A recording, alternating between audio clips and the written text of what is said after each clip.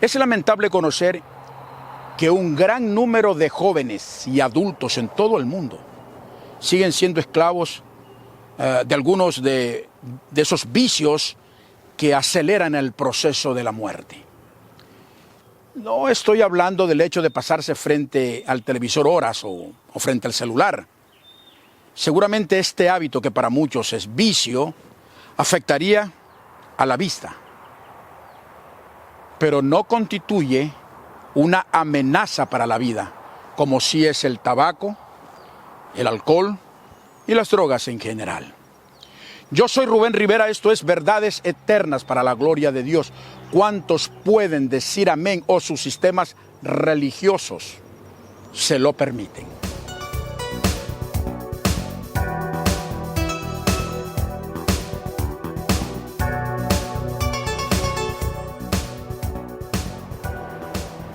Es indiscutible que en la categoría de todos los vicios, el consumo de alcohol y drogas son caracterizados como los más comunes, y aunque cada uno de ellos tiene sus propias características, el denominador común es la destrucción del hombre. El alcohol, por ejemplo, tiene una repercusión lenta pero severa en nuestro organismo. En primer lugar, los alcohólicos tienden a evadir sus responsabilidades tanto en el plano profesional como en el plano personal, dejando a un lado sus relaciones y sumergiéndose en un pozo cada vez más profundo y más profundo. El alcohólico progresivamente se convierte en seres agresivos y desconsiderados hasta con sus propios seres queridos. Con frecuencia se enfrascan en discusiones sin motivo alguno, como dicen por acá en el argot popular, por las puras alberjas. Si miramos el problema del alcoholismo desde el punto de vista secular, es casi imposible que un alcohólico salga de ese infierno. Y esto es porque el alcohol termina formando parte de su vida, de su sistema. Las consecuencias, por ende, son devastadoras. Hígado graso, hepatitis, cirrosis, cáncer, insuficiencia renal, entre otras muchas, que bien pueden conducir al consumidor de alcohol a la muerte. Y esto es sin contar la cantidad de personas que mueren día a día a causa de quienes conducen en estado de embriaguez, o mejor dicho, borrachos. Lo peor de todo es que la predisposición al alcoholismo puede transmitirse de generación en generación. En la mayoría de los casos, salvo algunas excepciones, hijos de padres alcohólicos, repito, no todos alcohólicos son. Terrible, ¿no? Es decir, el círculo vicioso continúa.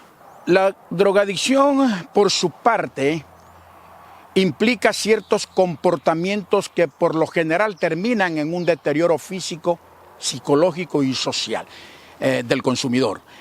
Tal es el caso que si un adicto quisiera reducir o suspender el consumo de droga por cuenta propia, no puede. Al contrario, es habitual que la cantidad consumida crezca día a día, ya que se incrementa el nivel de tolerancia del organismo y por lo tanto para conseguir los efectos deseados hay que aumentar la dosis. El drogadicto también puede abandonar poco a poco sus relaciones sociales y la actividad cotidiana, ya que la ingesta de la droga ocupa su tiempo y su interés.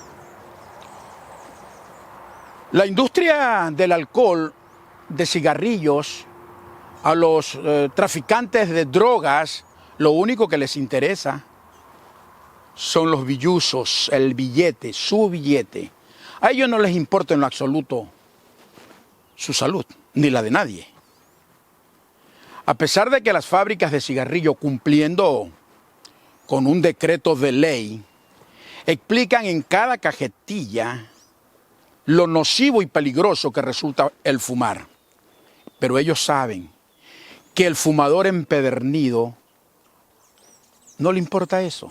Solo quieren satisfacción, relajarse, entrar en éxtasis y pasarla bien. Y eso es todo. Lo mismo pasa con el alcohol. El consumidor sabe que al beberlo de manera continua lo está ligando con enfermedades hepáticas, con cáncer, con cuadros de ansiedad, con accidentes fatales, etcétera, etcétera. Pero a eso no le paran bola. E incluso hay un pasillo ecuatoriano que califica el licor como bendito. Dice así, licor bendito.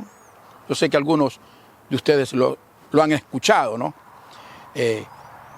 Algunos consumidores, para justificar la borrachera, con mucha astucia, citan lo que se considera el primer milagro de Jesucristo, que es cuando convirtió el agua en vino, y que de esta manera la fiesta de una boda que se realizaba en Caná de Galilea pudiera continuar. El caso es que Jesucristo, con esta acción, no está promoviendo el consumo del alcohol. No. El vino que se servía en la boda no era para llevar a los invitados a un estado de embriaguez, sino pues la Biblia se contradijera. En Proverbios 31:5 dice, no sea que bebiendo, y aquí se está refiriendo a las borracheras o a la persona que se emborracha, olviden la ley y perviertan el derecho de todos los hijos afligidos. Hay de los que se levantan de mañana para seguir la embriaguez, que se están hasta la noche, hasta que el vino los enciende. Esto está en Isaías capítulo 5, versículo 11. Lea también el 12. En 1 Corintios capítulo 6, versículo 10, dice, no erréis, ni los ladrones, ni los ávaros, ni los borrachos, ni los maldicientes heredarán el reino de Dios.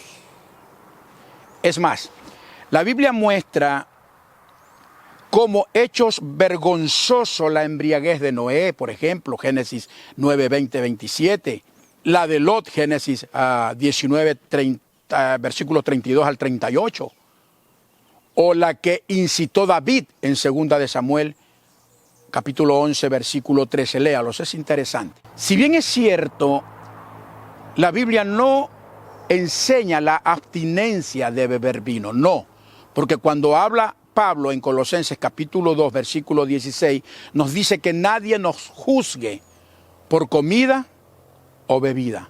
Pero aquí no está diciendo Pablo que podemos beber alcohol y emborracharnos. Ese concepto o ese pensamiento de Pablo tiene que ver con doctrinas religiosas, mas no con el hábito de embriagarse. No es lo mismo beber el vino a causa de una celebración, como en el caso de las bodas de Caná, o como simbología de la sangre de Cristo en la Santa Cena, Mateo 26, versículos 27-28, que tomarlo con ligereza sabiendo que vas a parar a una gentil borrachera. Así que eso de que nadie os juzgue en comida o en bebida para justificar las borracheras es una artimaña del diablo. Como cristianos debemos evitar el consumo de bebidas alcohólicas, porque más allá de que el pecado está en la borrachera, pues se puede convertir en una antesala precisamente para caer en ese pecado, en la borrachera. Por ejemplo, los que hoy son fuertemente adictos al cigarrillo, comenzaron probando 1, luego 2, después 3, 4, media cajetilla, una cajetilla. Al final no pueden dejar de fumar. Lo mismo sucede con las drogas o con las bebidas alcohólicas. Un primer trago un primer toque de base o de marihuana, te empuja a otro. Sí, te empuja a otro. Un trago te empuja al otro. Un primer cigarrillo de marihuana te empuja a otro. Un primer pase de cocaína te empuja a otro. Todo me es lícito, dice la Biblia, mas no todo me conviene. Primera de Corintios capítulo 10, versículo 23. Como cristiano debo analizar si algo me conviene o no. Nuestra mayor defensa no es el intentar probar nuestro autodominio, sino huir de las tentaciones y todo lo que nos puede llevar a pecar. ¿Cuántos pueden decir amén? En la Biblia no se explica textualmente el uso de drogas o narcóticos, pero esto no significa que sus enseñanzas no sean más que claras y suficientes en cuanto al tema. Las drogas representan hoy día una de las maneras más tristes y deplorables, principalmente en la juventud, donde buscan encontrar libertad, satisfacción, placer, etcétera, etcétera. No hay que trabajar en el cuerpo de investigación de un departamento de policía para darnos cuenta de las consecuencias que el consumo de droga trae a quienes consumen y a las personas que les rodean. No solo producen trastornos fisiológicos y mentales, sino que las drogas esclavizan a las personas a tal punto de hacer lo que fuera con tal de conseguir dinero para consumir. Déjenme decirles que para Dios nunca será excusa los efectos de las drogas. El hombre, cuando está en su sobriedad, está consciente de que los actos que pueda cometer por el uso de drogas o alcohol no lo exime de las consecuencias. Y la Biblia seguirá condenando todos sus actos. Por ejemplo, no honrar a los padres, Éxodo 20:12. El hijo que consume droga no está honrando a sus padres. No matarás, dice Éxodo 20:13. Los archivos de la policía están llenos de casos que terminaron en muerte por parte de alguien que, pasado de drogas, no pueden controlar su temperamento. No hurtar, Éxodo 20:15.